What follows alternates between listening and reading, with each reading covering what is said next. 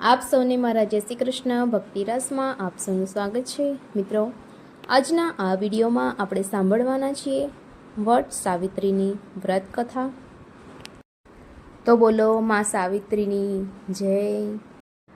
સતયુગમાં ચંદ્રદેશમાં અશ્વપતિ નામે એક રાજા રાજ કરતો હતો. એ ઘણો પરાક્રમી, સદગુણી, સહનશીલ અને ક્ષમાવાન હતો. કર્ણના જેવો મહાદાની હતો. બુદ્ધિમાં દેવગુરુ બૃહસ્પતિ જેવો હતો. અતિ સ્વરૂપવાન, ધીરજવાન ને ભક્તિભાવવાળો હતો. એની પત્નીનું નામ માલવી હતું. રાજા રાણી સર્વ રીતે સુખી હતા, પરંતુ સૃષ્ટિમાં સંપૂર્ણ સુખી કોઈ નથી. રાજા અશ્વપતિ વૃદ્ધ થવા આવ્યો, પરંતુ સંતાનનું સુખ જોવાનું સદભાગ્ય તેને પ્રાપ્ત થયું ન હતું. તેથી રાજા રાણી બંને દુઃખી રહેતા. રાણી માલવીએ ઘણા વ્રત ઉપવાસ કર્યા, યજ્ઞ પણ કર્યા, પણ કાંઈ વળ્યું નહીં. રાણી બિચારી શું કરે? દિવસ ને રાત એ તો દીર્ઘ નિશ્વાસ નાખતી અને અવિરામ અશ્રુધારા વહાવતી. એક દિવસ મહર્ષિ અત્રિએ રાજાને સલાહ આપી, હે રાજા, પુત્ર પ્રાપ્તિ માટે બ્રહ્માની પ્રિય પત્ની દેવી વિધાતા સાવિત્રી દેવીની ઉપાસના કરો. તેથી બ્રહ્મા પ્રસન્ન થઈને પોતાનું વિધાન બદલશે. રાજા રાજ છોડીને પુષ્કર તીર્થમાં ગયો અને 18 વર્ષ સાવિત્રી દેવીનું તપ કર્યું. રોજ સાવિત્રી મંત્ર વડે 1,00,000 આહુતિ આપતો. સૂર્યાસ્તે કંદમૂળનો આહાર કરતો. 18 વર્ષે સાવિત્રી દેવી પ્રસન્ન થઈ કહેવા લાગ્યા, હે રાજા, તારા ભાગ્યમાં સંતાન નથી, પણ તે મને પ્રસન્ન કરી છે.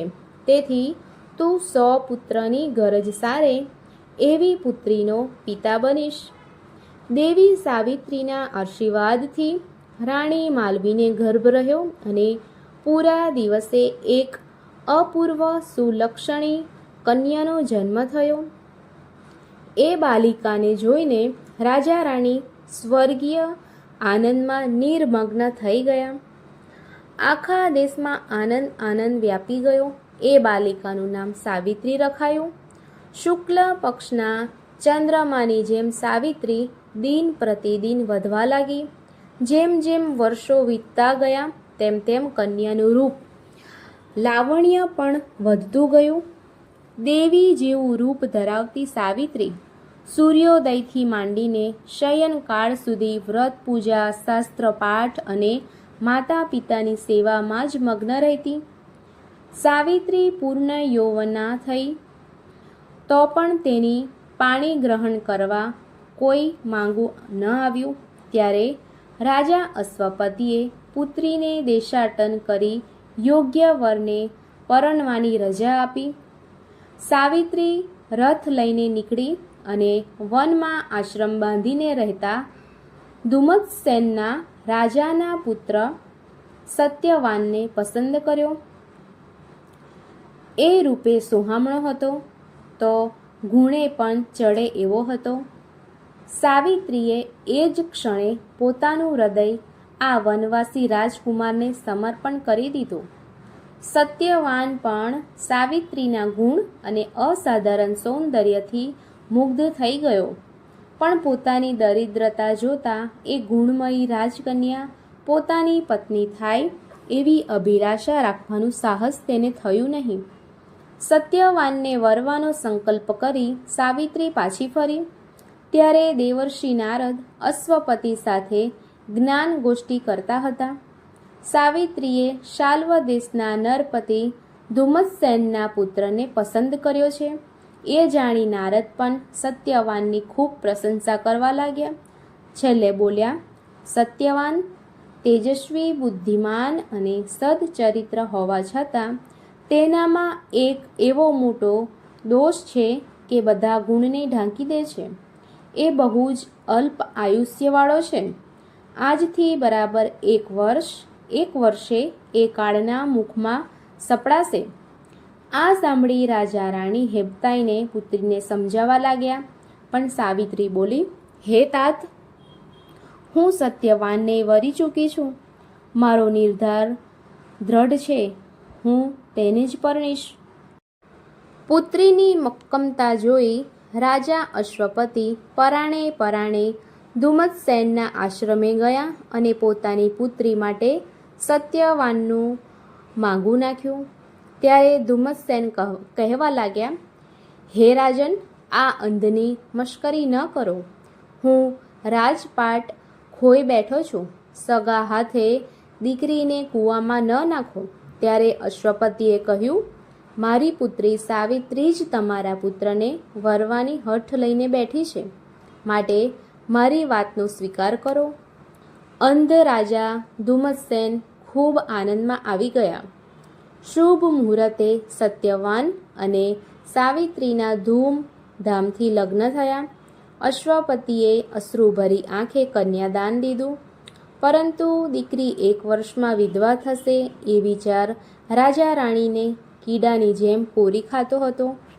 સાવિત્રી પરણીને આશ્રમે ગઈ. બંને આનંદથી મા બાપની સેવા કરવા લાગ્યા.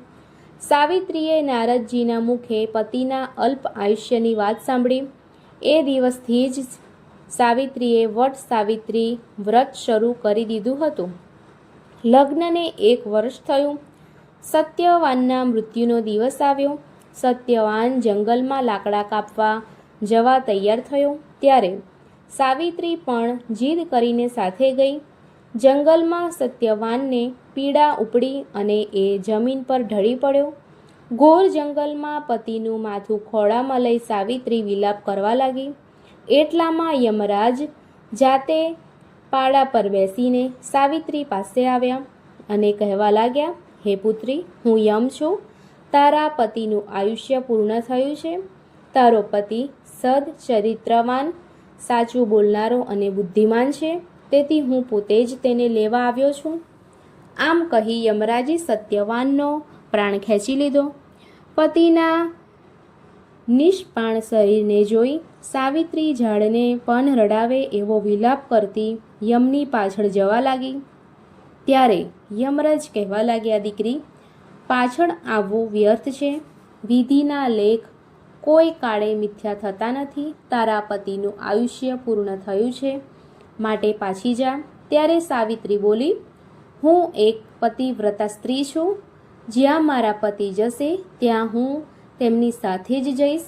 મારી પાસે મારા પતિવ્રતા ધર્મનું બળ અને મેં કરેલ વ્રતોની શક્તિ છે. તમારી સાથે આવવામાં મને કોઈ અટકાવી નહીં શકે. વળી શાસ્ત્ર પ્રમાણે હું તમારી સાથે 7 ડગલા ચાલી. તેથી મિત્રભાવ સ્થાપિત થયો. મિત્ર ભાવે મારી પ્રાર્થના છે કે પત્નીને પતિથી અળગી કરી મારા પતિવ્રતા ધર્મનો ભંગ ન કરો. સાવિત્રીના જ્ઞાનથી પ્રભાવિત થઈ યમરાજ કહેવા લાગ્યા, પુત્રી, તારા ધર્મ જ્ઞાનથી પ્રભાવિત થઈ હું તને વરદાન આપું છું કે તારા પતિના પ્રાણ સિવાય જે જોઈએ તે માંગી લે. સાવિત્રી બોલી, હે યમરાજ, મારા પર પ્રસન્ન થયા હો તો મારા અંધ સસરાને તેજસ્વી આંખો આપો. તથાસ્તુ, યમરાજે કહ્યું. હવે પાછી વળ. પત્ની તો પતિનો પડછાયો છે. મારાથી પાછું ન વળાય. જ્યાં પતિ ત્યાં સતી, એ જ નારી ધર્મ છે. વળી તમે તો મહાપુરુષ છો, જ્ઞાની છો. શું તમારો સંગ નિષ્ફળ જશે? યમરાજ ફરી પ્રસન્ન થઈ કહેવા લાગ્યા, ધર્મ વિશેના તારા જ્ઞાનથી ઘણો ખુશ થઈ હું તને પતિના પ્રાણ સિવાય બીજું કોઈ પણ વરદાન માંગી લેવા કહું છું. સાવિત્રી બોલી, હે દેવ, મારા પર પ્રસન્ન થયા હો તો મારા સસરાને રાજ પાછું આપો. તથાસ્તુ. યમ બોલ્યા, દીકરી, હવે રસ્તો વિકટ આવે છે, માટે સમજીને પાછી વળ. ત્યારે સાવિત્રી ફરી વિનવવા લાગી, સૃષ્ટિના જીવ માત્રને નિયમમાં રાખનાર હે યમરાજ, શરણે આવેલાનું રક્ષણ કરવાનો તમારો ધર્મ છે. તમે મને દીકરી કહીને બોલાવો છો, વળી હું તમારા શરણે છું, તો મારું રક્ષણ કરો. હે પુત્રી, તારી મધુર વાણીથી પ્રસન્ન થઈ હું તને પતિના પ્રાણ સિવાય બીજું કંઈ પણ માગવા કહું છું. યમના પગલે પગલે ચાલતી સાવિત્રી બોલી, મારા માતા પિતાને મારા સિવાય બીજું કોઈ સંતાન નથી. તમે પ્રસન્ન થયા હો તો તેમને 100 પુત્ર આપો, જેથી તેમનો વંશવેલો હંમેશા ચાલુ રહે. તથાસ્તુ, યમરાજ બોલ્યા. સાવિત્રી પાછી વળવાના બદલે ઘોર અરણ્યમાં યમરાજની પાછળ જવા લાગી. ત્યારે યમરાજ બોલ્યા, દીકરી, તારી હઠથી પ્રસન્ન થઈને હું તને અંતિમ વરદાન માગવા કહું છું, માંગીને પાછી વળ. ત્યારે સાવિત્રી બોલી, હે તાત, મારા પર પ્રસન્ન થયા હો તો હું 100 પુત્રોની માતા બનું એવું વરદાન આપો. તથાસ્તુ, યમ બોલ્યા અને આગળ વધવા લાગ્યા. ત્યારે એ બોલી, હે ધર્મના જાણકાર દેવ, પતિવ્રતા સ્ત્રીના પતિનો પ્રાણ તમે લઈને જાઓ છો. હવે કઈ રીતે તમારું વરદાન ફળશે? સાવિત્રીના ચાતુર્યથી પ્રસન્ન થયેલા યમરાજ બોલ્યા, હે સતી, પતિના પ્રાણ માટે તે જે ધીરજ દાખવી છે તેનાથી અત્યંત પ્રસન્ન થઈ હું તારા પતિને સજીવન કરું છું. આશીર્વાદ આપી યમ ચાલ્યા ગયા. સાવિત્રી પતિના નિષ્પાણ દેહ પાસે આવી.